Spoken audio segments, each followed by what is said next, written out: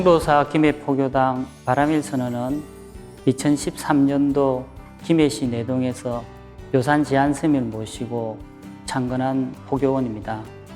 김해 시민을 비롯하여 부산 시민들과 인근에 있는 마산, 창원에 있는 신도님들이 오셔서 부처님의 참다운 정법을 배우는 도량으로 현대사회에 맞게 포교를 실천하는 도량입니다. 현재 법화경 독송 천일기도를 280명의 불자님들과 함께 매일매일 정진하고 있으며 앞으로 부처님의 정법을 널리 펼치는 데 앞장서도록 하겠습니다. 오늘 강호 스님 법문으로 인하여 바람일선언 신자들도 강호 스님이 원하는 불국토를 만드는 데 함께 같이 나갔으면 좋겠습니다. 소중한 나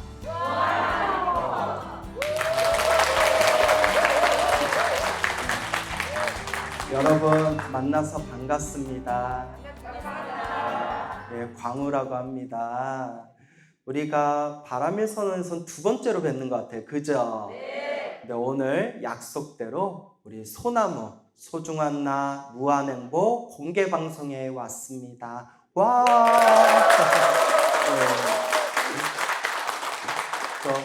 두 번째 왔지만 봐도 좋죠? 네. 거기 싫다고 하는 사람 누구야? 누구야? 예, 이렇게 또 여러분들 만나서 진심으로 반갑습니다. 제가 김해 우리 바람일선언, 이 바람일선언 주지 스님이신 우리 이내 스님, 또 제가 평소에 좋아라 하고 또 항상 이 바람일선언 올 때마다 느끼는 게 절이 어떻다? 예쁘다. 너무 예쁘죠? 그래서 왜 이렇게 절이 예쁜가 했는데 신도들이 예뻐서 그런가 봐. 예. 아, 큰일 났다, 야. 이렇게 입으로 수리수리 마수리 수수리서 웃자가 한 말이고요. 여하튼 이렇게 또 좋은 자리에서 또 이렇게 아름다운 그런 법의 인연으로 여러분들 만나 뵙게 된 것도 우리가 숙세에 큰 인연이 있기 때문이 아닌가 생각을 해봅니다. 우리 바람일선언 하면 자랑할 게 많겠지만 또 바람일선언에서 우리 사부대중이 다 함께 힘을 모아서 기도하고 있는 거 바로 법화경 기도하고 계시죠? 네. 그래서 우리 스님께서 그러시는데 바람일선언에 이 소속되어서 지금 법화경 기도를 하고 계시는 불자님들이 280여 명이 넘는데요. 그래서 지금 한결같은 마음으로 이 법화경 기도를 하고 계시는 우리 또 불자님들을 보니까 참으로 무량한 공덕이 여기에 있구나라는 생각이 듭니다. 저도 평소에 법화경을 굉장히 좋아해요. 법화경의 원래 제목이 뭐죠? 묘법 연화경. 묘법, 묘잖아요, 묘. 그쵸? 그래서 저도 사람들한테 평소에 참 너 묘하다. 너 참 광우야, 참 묘하다 라는 말을 많이 들어요. 그래서 제가 왜 이렇게 사람이 묘할까 하면 약간 부정적으로 들리잖아요. 아니더라고요. 우리 불교에서 가장 좋은 뜻을 한 글자로 표현하면 뭐라고 할까요? 묘라고 해요, 묘. 그래서 무상심심 미묘법 할 때 묘. 그리고 부처님의 성불의 깨달음을 묘각이라고 하죠. 그때 묘. 그리고 묘법 연화경 할 때 묘. 그래서 이 묘법 연화경을 옛적부터 우리 선지식들께서는 대승경전의 왕이다라고 부르셨습니다. 그래서 우리 부처님의 그 수많은 가르침과 8만 대장경의 가르침이 있는데 그 중에서도 가장 으뜸되는 경전이 바로 무슨 경이다?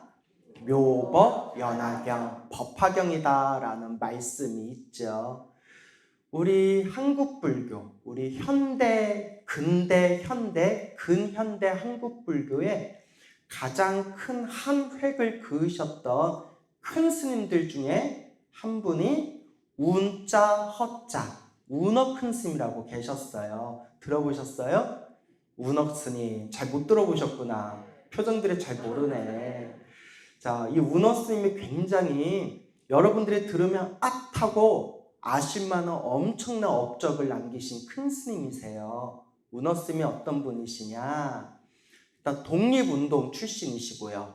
독립운동을 하다가 이제 일본 순사들의 눈을 피해서 이제 절에 들어와서 잠시 몸을 의탁하고 있었을 때 부처님의 가르침을 만나고 마음에 큰 기쁨과 환희를 느끼고 머리 깎고 출가를 하십니다. 그렇게 출가를 하시고 난 뒤에 이제 불교를 공부하고 수행하고 정진하면서 어느 날 너무 안타까운 생각이 드신 거예요. 그게 뭐냐? 우리나라에 이렇게 팔만대장경이라는 훌륭한 보물이 있는데, 이 불교계의 보물이 있는데 다 한자, 한문으로 돼 있어서 사람들이 쉽게 본다, 못 본다. 사람들이 쉽게 볼 수가 없는 거예요. 그러니까 아무리 좋은 말씀을 담기고 있어도 사람이 볼 수 없으면 그게 무슨 의미가 있겠어요. 그래서 우리 운어 큰 스님께서 이 부처님의 소중한 경전의 말씀을 지금 이 사람들이 쉽게 볼 수 있도록 내가 한글로 다 번역하리라 해가지고 훗날 동국 역경원을 만드시고 나아가서 한글 대장경을 완간하신 큰 스님이 바로 어느 스님이시다? 운어 큰 스님이세요. 정말 대단하신 분이죠. 그래서 우리 스님들이 그리고 또 여러분들이 이렇게 쉽게 부처님의 가르침을 한글로 쉽게 볼 수 있는 가장 큰 공헌을 하신 분들 중에 한 분이 바로 운어 스님이세요. 근데 이 운어 스님이 평생 팔만대장경 번역하는 거에 온 힘을 기울이셨으니 얼마나 그 경전 공부를 많이 하셨겠어요. 근데 이 운어 스님이 제일 열심히 제일 많이 보신 책이 수능엄경이라는 경전이었어요. 능엄경 들어보셨나요? 다행이다. 이것도 몰라요 하면 우리 사이 어색해질 뻔했어요. 이 능엄경이 여러분들 기도하는 불자라면 요새 많이 하고 있는 능엄주기도 있죠. 그 수능엄주라는 주문이 이 능엄경 안에 있어요. 그래서 이 능엄경이 옛날부터 이 깨달음의 경지를 완벽하게 표현하고 있다는 최고의 경전으로 손꼽혔는데 어렵기가 이루 말할 수가 없대요. 엄청나게 어려워서 옛적부터 이 능엄경을 뭐라고 했냐면 차돌 능엄이라고 불렀대. 뭐라고 불렀다? 차돌 능엄. 차돌, 돌멩이처럼 단단해가지고 도대체 씹어도 이빨이 들어가지 않는다는 거예요. 그 정도로 어려운 경전이 바로 능엄경이다라고 했는데 이 능엄경을 가장 많이 공부하시고 이 능엄경 당대 최고의 전문가가 바로 운어 스님이셨어요. 그런데 예전에 어느 어른 스님이 운어 스님을 찾아가서 이렇게 여쭤봤대요. 스님, 우리 부처님의 경전이 팔만대장경이라고 해서 수많은 경전이 있는데 그 수많은 경전 중에서 딱 하나만 봐야 된다면, 딱 하나만 선택해야 된다면 무슨 경을 선택해야 되겠습니까? 무엇을 보면 좋겠습니까? 당연히 운어 스님이 뭐라고 하셨을까요? 평생 무엇을 연구하셨습니까? 능엄경을 연구하셨으니까 당연히 능엄경을 봐라 라고 할 것 같았죠. 근데 여러분 무슨 기도하고 있죠? 법화경. 근데 제가 뜬금없이 능엄경 얘기하면 돼요? 안 돼요? 안 되죠. 그때 운어 스님께서 무슨 말씀을 하셨느냐? 법화경을 보십시오.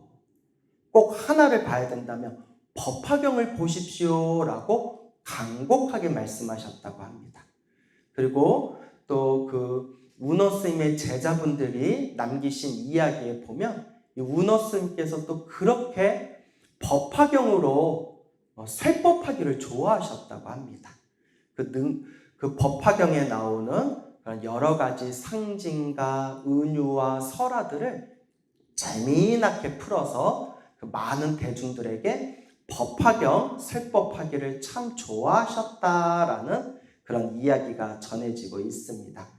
그만큼 이 법화경이 얼만큼 중요한지 잘 아시겠죠? 그래서 예전부터 선지식들 사이에서도 대승경전의 왕이다라고 불렸던 것이 바로 이 법화경이 되겠습니다. 근데 법화경은 깨달음의 경전입니다. 무엇의 경전? 깨달음의 경전. 모든 중생을 성불로 이끄는 깨달음의 핵심이 담겨있는 경전이라고 합니다.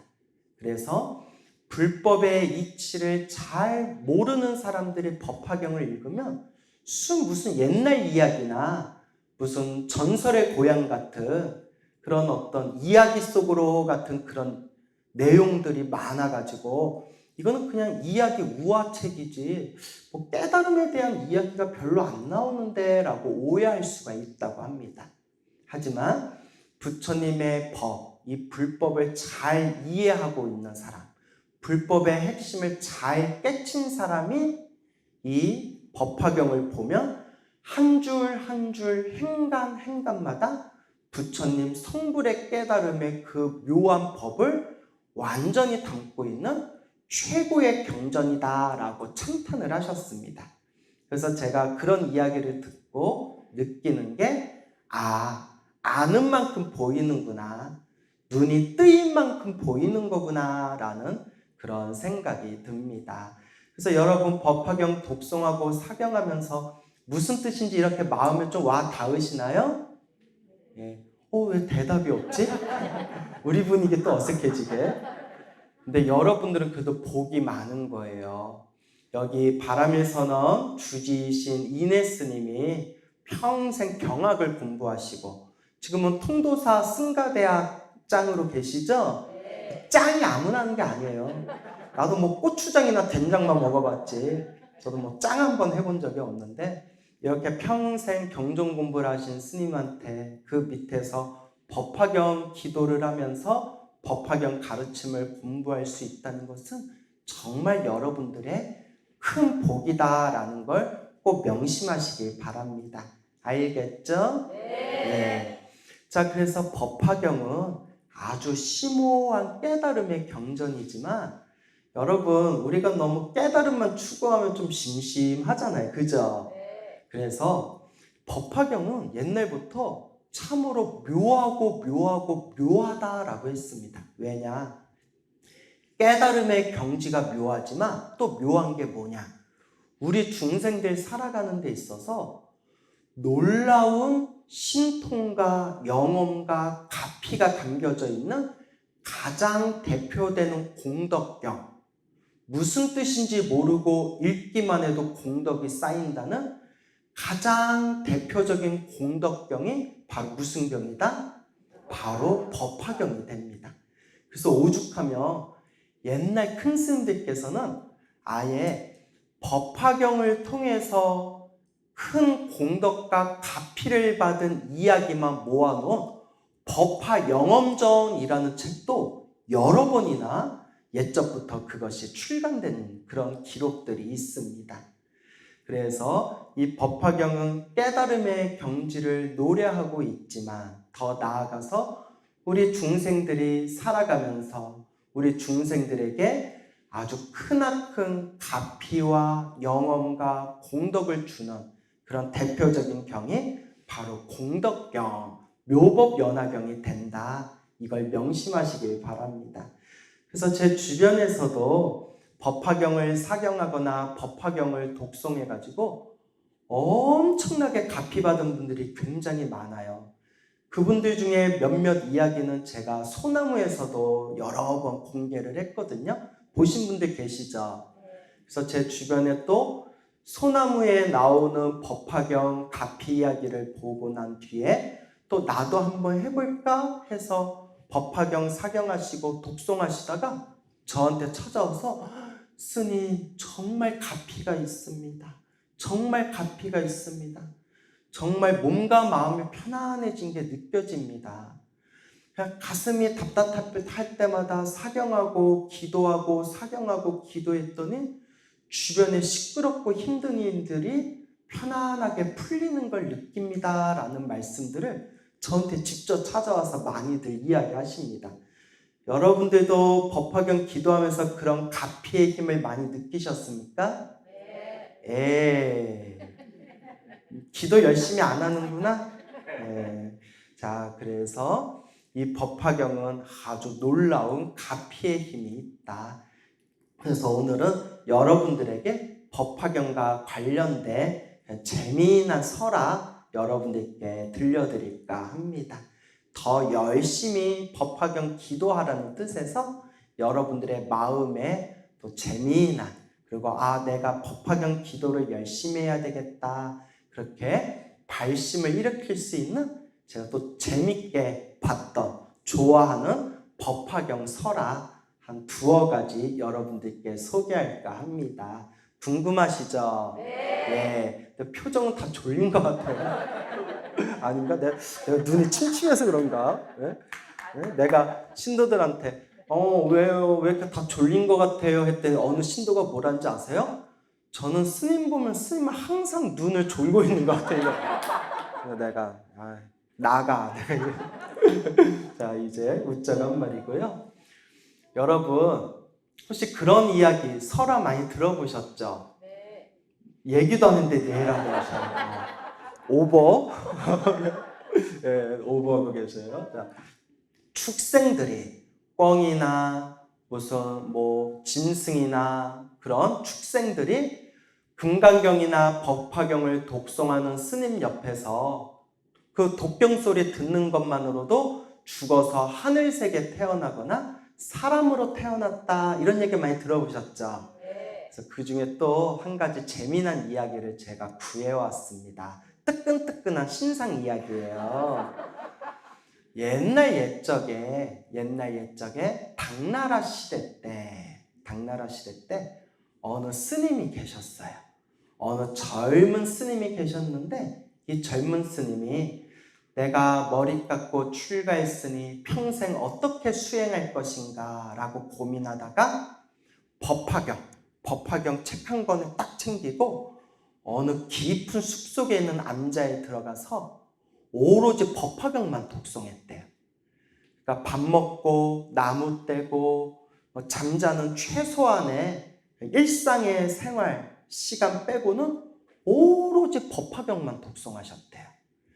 그렇게 하염없이 법화경을 독송하다 보니까 언젠가부터 숲속에 살고 있는 원숭이 무리들이 가끔씩 찾아와서 그렇게 스님의 법화경 독경 소리를 듣는 거예요.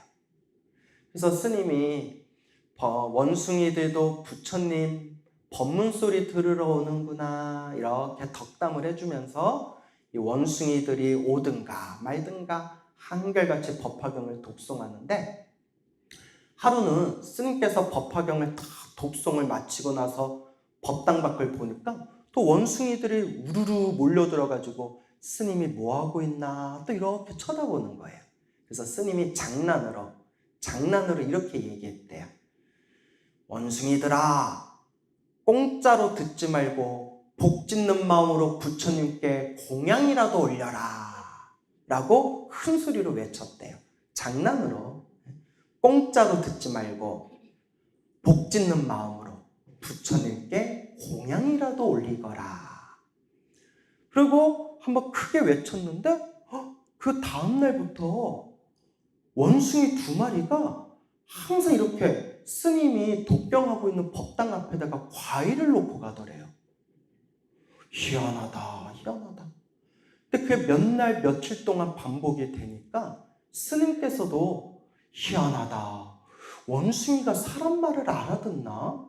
원숭이들한테 장난으로 원숭이들아, 공짜로 듣지 말고 복 짓는 마음으로 부처님께 공양 올리거라 라고 얘기했는데 원숭이가 사람 말을 어떻게 알아듣고 이렇게 과일을 갖다 넣지? 그렇게 몇 날, 며칠, 몇 개월 동안 꾸준하게 원숭이 2마리가 항상 독경하는 스님의 그 법당 앞에다가 바나나도 갖다 놓고 사과도 갖다 놓고 두리안도 갖다 놓고 망고도 갖다 놓고, 그러니까 내가 먹고 싶은 거 깊이 생각하지 마세요. 하여튼 막 이렇게 갖다 놓은 거예요. 이제 그게 갖다 놨는데 스님이 가만히 봤더니 원숭이 1마리는 수컷이고 또 다른 원숭이 한 마리는 암컷이에요. 수컷하고 암컷이 그렇게 이렇게 과일을 갖다 놓는 거예요. 그래서 스님이 참 복짓는 저 원숭이들 기특하구나 기특하구나 해가지고 이름을 줘줬대요. 이름을. 수컷 원숭이는 복돌이라고 적고요. 그러면 복돌이 하니까 암컷은 뭐라고 적었을까요? 아유, 똑똑해. 야, 이거 하나 맞췄다 지금. 야, 똑똑해. 복순이라고 했대요. 복돌아, 복순아 하면서 그렇게 원숭이들한테 이제 이름을 지어주게 됩니다. 수컷 원숭이는 복돌이, 암컷 원숭이는 복순이. 그렇게 몇 년 동안 스님의 법화경 독송 소리를 들으면서 그렇게 한결같이 과일을 따다 바치던 그 원숭이 2마리가 어느새 더 이상 보이지가 않더래요. 스님이 그리워서 원숭이들이 복돌아 복순아 어딨니? 복돌아 복순아 어딨니? 하는데도 나타나지가 않는 거예요. 그래서 스님이 아마도 세상을 떠났나 보다. 그렇게 세상을 떠났나 보다. 그래도 나와 인연을 맺은 이 인연 공덕으로 다음 생 좋은 몸을 받기를 바랍니다. 라고 그 복돌이와 복순이를 위해서 이렇게 이제 축원을 해줬대요. 그렇게 몇십 년이 지났어요. 몇십 년이 지나서 그 젊었던 스님도 백발이 성성한 노스님이 됩니다. 그렇게 이제 노스님이 되었는데 어느 날이었어요. 그 깊은 산속의 암자에 아주 화려한 마차에 수많은 시종들을 이끌고 화려한 옷을 입은 젊은 부부가 그 화려한 마차를 끌고 그 하인들과 시종들과 함께 우르르 그 암자에 찾아온 거예요. 희한하네. 여기 이렇게 사람들이 올 일이 별로 없는데 누가 저렇게 화려한 마차를 타고 사람들하고 저렇게 왔을까? 그때 엄청나게 복스럽고 아주 귀티가 잘잘 흐르는 그 젊은 부부가 이렇게 내리더니 스님 하더니 맞네 맞아 하면서 그 자리에서 스님 하고 절을 올리면서 막 눈물을 펑펑 흘리는 거예요. 젊은 애들 남자애 여자애 부부가 와서 막 나를 보고 우니까 어떤 생각이 들겠어요? 내가 옛날에 출가 전에 낳았던 애들인가?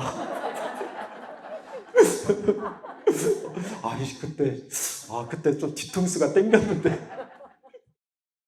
이보시오 젊은 부부 나는 처음 보는데 왜 그렇게 서럽게 우는 거요? 하니까 이 젊은 부부가 하는 말이 참으로 놀라운 이야기를 하는 거예요. 스님, 저희 부부 이야기를 좀 들어보십시오. 저희는 이름만 대면 알만한 정말 아주 부귀영화를 누리는 그런 큰 가문의 자손들입니다. 자손인데 저희가 나이가 차서 집안의 정략 결혼으로 우리 둘이 같이 결혼을 하게 되었습니다. 사랑하지도 않는 사이인데 얼굴도 모르는 사이인데 집안의 강요로 정략 결혼을 한다는 것이 너무나 싫었지만 집안 어른들의 명령이기 때문에 울며 겨자 맞기로 이렇게 우리가 만나서 함께 결혼을 하게 되었는데 결혼 첫날 밤에 서로 얼굴을 처음 딱 보는 순간 서로 깜짝 놀랐습니다. 마치 오래전 친구를 만난 것처럼 오래전 연인을 만난 것처럼 너무나 얼굴을 보는 순간 너무나 마음이 기쁘고 너무나 마음이 편안하고 만족스러워서 두 손을 서로 얼싸안고 이거 인연인가 보다 이게 인연인가 보다 하면서 서로가 그렇게 만족한 결혼 생활을 하게 되었는데 근데 이상한 일이 생겼습니다. 결혼을 하고 난 뒤부터 꿈을 꾸는데 깊은 삶 속에 암자가 보이고 작은 암자에 어느 스님께서 부처님 경전을 독송하는데 그 꿈을 꾸는 것이 혼자만 꾸는 게 아니라 우리 부부가 똑같은 꿈을 꾸는 겁니다. 희한하다, 희한하다 해서 몇 번이나 그 꿈이 몇 번이나 우리 부부 꿈속에 나타나서 그 경전의 내용을 잘 기억했다가 그 스님들께 여쭤보니 바로 법화경의 경전 내용입니다 라는 이야기를 들었습니다. 희한하다, 희한하다 해서 저희가 상금을 걸고 꿈에서 보았던 그 숲속과 암자와 스님의 모습을 그림으로 그린 뒤에 큰 상금을 걸고 백방으로 찾아다녔습니다. 그러다가 어떤 사람이 이 숲속에 암자에 살고 있는 스님과 비슷한 것 같다라고 하길래 혹시나 하는 마음으로 기대 반, 두근 반 하는 마음으로 왔는데 스님의 얼굴을 보니까 꿈속에 봤던 그 스님입니다. 꿈에서 봤던 것보다는 연세가 더 많아지셨지만 꿈에서 봤던 그 숲속에 앉아고 그 암자에서 기도하시던 스님의 얼굴입니다. 너무나 복받쳐서 저희가 눈물을 흘렸습니다. 그러니까 노스님이 어휴 희한하다, 어이구 희한하다 하다가 마음에 딱 집히는 게 있어서 순간 노스님이 그 부부들한테 뭐라고 외쳤냐면 아유 이런 것도 눈치가 빠르네. 아까 문어슴 얘기할 때는 이러거든. 복돌이 나오니까 복돌이 복순이 이거든. 희한해. 복돌아 복순아 하고 부르는 순간 부부가 자기들도 모르게 예이 하고 대답을 하는 거예요. 순간 부부가 깜짝 놀라서 스님께서 갑자기 복돌아 복순아 부르는데 저희도 모르게 입에서 예 하고 대답이 나왔습니다. 이게 무슨 일일까요? 그때서야 스님이 그대들은 아마도 과거 전생 나와 인연 있었던 수컷 원숭이 암컷 원숭이였나 보구나 하면서 그때 그 스님께서 과거 전생에 있었던 그 원숭이의 이야기를 해주시면서 그때 내가 이름 지어준 복돌이와 복순이가 항상 부처님의 법화경 독경 소리를 듣고 또 때때로 부처님 법당에 과일 공양을 올린 그 공덕으로 이번 생에 원숭이들이 사람 몸으로 태어났고 사람 몸으로 태어나도 복이 많은 귀한 가문의 복이 많은 몸으로 태어났으니 이게 부처님의 인과법인가 보구나 하면서 서로가 얼싸안고 눈물을 흘리면서 기뻐했다고 합니다. 그래서 여러분들도 전생에 복돌이 복순일 수도 있어요. 응? 그때 기도하던 스님은 누구였을까요? 주지 스님? 네? 그래서 그때 인연으로 이렇게 또 사람 몸으로 태어나서 이렇게 또 법화경을 만나게 되었나 봅니다. 너무 재밌죠? 네. 그래서 이런 이야기를 통해서 아유 재밌다 하고 넘어가는 게 아니라 우리 앞에 펼쳐진 이 모든 환경과 조건이 누가 지은 업의 인연이다? 내가 지은 업의 인연이구나. 그래서 저는 이런 이야기를 통해서 부족하게나마 꾸준히 복을 짓고 선업을 짓고 공덕을 쌓아야 되겠다. 자, 이와 같이 우리 앞에 펼쳐진 좋은 일도 나쁜 일도 내가 지은 업의 인연이다. 이렇게 내가 지은 업의 인연의 흐름 속에서 사람으로 태어나 소중한 부처님의 법을 만나고 그 소중한 부처님 법문 중에서도 대승경전의 왕이라는 법화경을 독송하고 사경하고 공부할 수 있다는 것은 여러분들이 과거 전생에 지었던 크나큰 성근이 있다는 증거고 또 이번 생에 이 공덕을 잘 닦음으로써 여러분들이 또한 다음 생에 더욱더 큰 공덕을 얻게 될 것이다 라는 것을 마음속에 간절하게 되새기셔야 됩니다. 알겠죠? 네. 자, 그래서 또 재미난 이야기 하나를 더 해드릴까 합니다. 여러분, 법화경 독송하고 사경하고 법화경 공부하다 보면 솔직히 어렵다라는 생각 드시죠? 잘 외워지지도 않고 무슨 뜻인지도 잘 모르겠죠? 근데 옛날 옛적에 선지식들이 한결같이 하신 말씀이 있어요. 무슨 뜻인지 몰라도 귓가를 스친 것만으로도 무엇이 쌓인다? 공덕이 쌓인다. 송나라 시대 때 오직 법화경을 독송하는 것을 수행으로 정진하던 큰 사찰이 있었대요. 그 사찰의 이름을 법화대라고 불렀대요. 뭐라고요? 법화대라는 사찰이 있었대요. 온 사방에서 스님들이 몰려들어서 대중이 3,000명이 넘었대요. 그래서 3,000명의 대중 스님들이 법당에 다 들어갈 수가 없으니까 24시간을 2시간씩 조를 짜가지고 서로가 나눠서 조별로 법당에 들어가서 법화경을 독송했다고 합니다.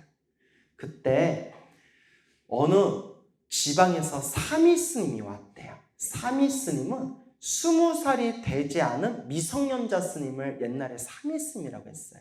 그래서 나이 어린 젊은 스님, 이 나이 어린 젊은 사미 스님이 왔는데 글을 모르는 까막눈이에요. 그리고 머리가 되게 우둔했대요. 그 사미 스님이 아무리 법화경을 열심히 독경하려고 하더라도 자꾸 버벅거리고 그 법화경 글 몇 줄조차도 제대로 해석하지를 못했답니다. 그러니까 같은 조에 있는 다른 스님들이 그 머리가 우둔한 사미 스님하고 함께 독경하는 거, 같은 조가 되는 것을 다 꺼려했대요.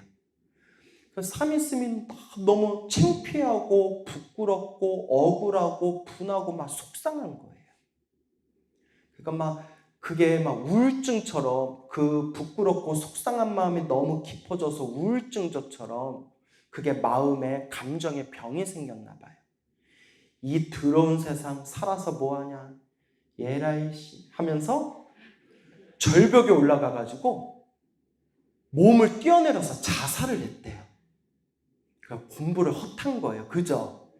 아니 법화경을 못하면 나무아미타불이라도 연불하면 되지. 그거 법화경 좀 독경 못한다고 그걸 또 사람들한테 무시받았다고 자기 소중한 생명을 자살을 해요. 그 사미스님이 공부를 헛한 거예요. 그가 이걸 업장이 두껍다라고 해요. 뭐라고 한다? 업장이 두껍다. 그 업장이 두꺼운 사미스님이 그냥 어리석은 마음에 휩싸여서 자살을 하는 바람에 목숨이 끊어지자마자 지옥으로 뚝 떨어졌대요. 순식간에 염라대왕도 만나지 않고 지옥으로 바로 뚝 떨어졌대요. 이걸 전문 용어로 뭐라고 하죠? 하이패스라고 하죠. 하이패스. 지옥으로 가는 하이패스. 그래서 지옥으로 뚝 떨어져서 아이고 이렇게 떨어졌는데 주변에서 막 비명소리가 들리는 거예요. 내가 절벽에서 떨어진 것까진 기억이 나는데 내가 살았나 죽었나 하고 봤더니 지옥에 펄펄 끓는 그 화탕, 그 가마솥 물에서 수많은 중생들이 고통에 막 처참한 비명을 지르면서 막 괴로움을 당하고 있는 거예요. 내가 지옥에 떨어졌나 보다. 경전의 말씀이 사실이었구나. 내가 지옥에 떨어졌구나. 어떡해? 무서워 하다가 생각나는 게 딱 하나밖에 없더래요. 뭐밖에 없었을까요?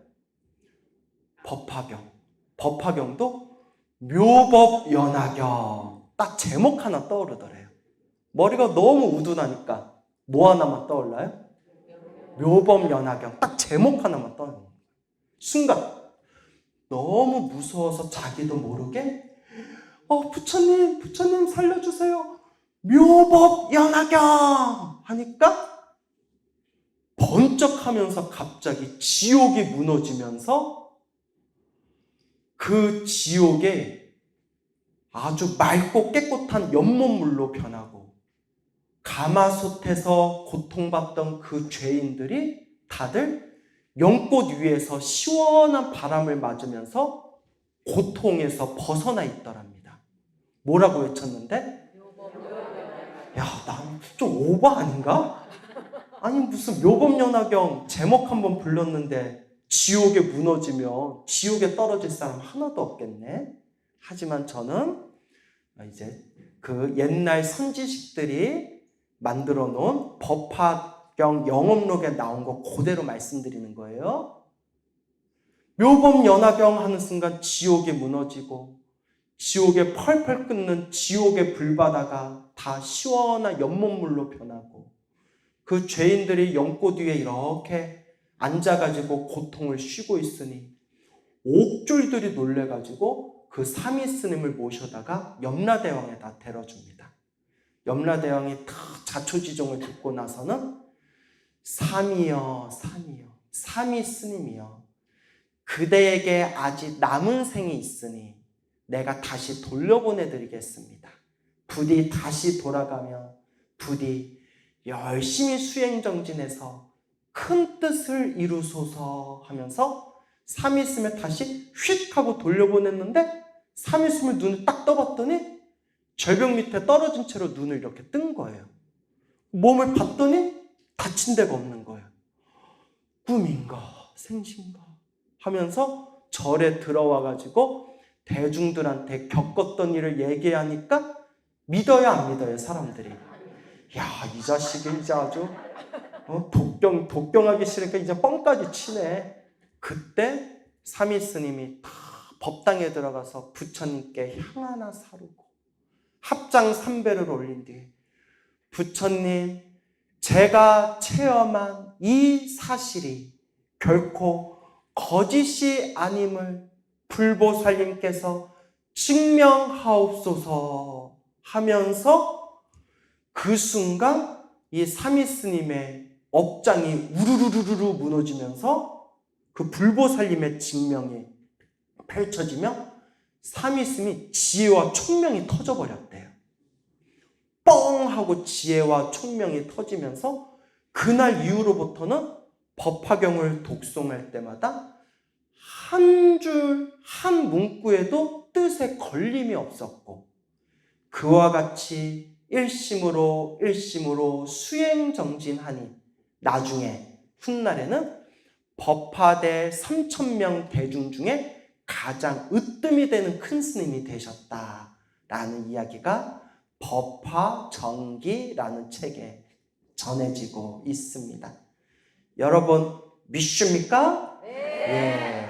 믿음이 있으면 무엇이 있죠? 복이 있습니다. 자, 이러니까 약간 전도하는 것 같아요, 느낌이. 자, 그래서 여러분, 제가 이 이야기를 왜 또 좋아하느냐. 그 삼위스님은 까막 눈에 머리가 우둔해가지고 법화경 몇 줄도 제대로 소화하지를 못했대요. 그리고 심지어 업장이 두꺼워서 자신의 어리석음과 분노를 이기지 못하고 절벽에 뛰어내려서 자살까지 하게 됩니다. 그랬던 그 삼위스님도 지옥에서 무엇을 간절히 외쳤을 뿐인데 묘법연화경, 법화경 제목 한번 간절하게 외쳤을 뿐인데도 이와 같이 지옥에서 벗어나 염라대왕의 도움을 얻어 다시 인간 세계로 돌아오고 불보살님의 증명을 받아 지혜와 총명까지 열리게 되었구나. 그거에 비하면 삼위스님의 조건이 더 나아요? 우리의 조건이 더 나아요? 우리가 더 낫잖아요.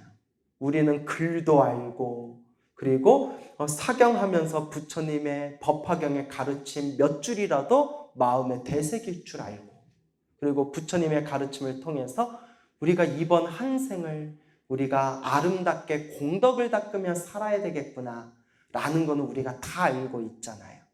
그렇기 때문에 우리에게 중요한 것은 바로 무엇이다? 수행하고 정진하는 것이다. 이것이 참으로 중요합니다. 법화경은 정말 위대한 깨달음의 경전이고 그 법화경의 위대한 깨달음의 경전을 통해서 말로는 표현할 수 없는 신비한 가피와 공덕을 받은 분들이 굉장히 많습니다. 하지만 중요한 게 있습니다. 늘 말씀드리는 거지만 이런 말 100날 들어봤자 이런 이야기 100번 들어봤자 나에게 이득이 있다 없다? 없어요. 정말 중요한 건 뭘까요? 실천해라. 실천해라. 몸으로 직접 실천해라. 하루에 넉 줄이라도 사경을 해보고 하루에 한 장이라도 독송을 해봐라. 결국 불교는 지식의 종교가 아니라 불교는 내 몸으로 닦고 닦아 체험하는 실천의 종교다라는 것을 꼭 명심하시길 바랍니다. 그래서 여러분들 그래도 법화경 제목은 외우셨죠? 혹 여러분들이 언젠가, 그럴 뿐은 없겠지만 혹시라도 언젠가 불심이 퇴타해서 절에도 안 다니고 기도도 안 하고 땡깡 부리면서 살다가 윽 하고 죽어서 혹 지옥에 떨어졌을 때 뭐 하나는 기억해놨으니까? 묘법연화경. 그런데 또 평소에 그것도 잘 기억해놔야지. 지옥에서 막 얼떡거려? 우법연화경? 이래버리면, 예? 묘법 장미경? 이래버리면, 묘법 국화경? 이래버리면 미치고 팔짝 뛰는 거예요. 중요한 것은 무엇 해야 된다? 실천해라. 체험해라. 그와 같이 닦고 닦아서 여러분들의 삶을 아름다운 공덕의 꽃길로 피워 나가시길 바랍니다. 알겠죠? 네. 여러분, 행복해지고 싶습니까? 네. 행복한 삶을 창조하고 싶습니까? 네. 복을 지으십시오. 선업을 지으십시오. 공덕을 쌓으십시오. 복과 선업과 공덕의 힘이 여러분들을 진정한 행복의 길로 이끌어 줄 것입니다. 여러분 성불하십시오.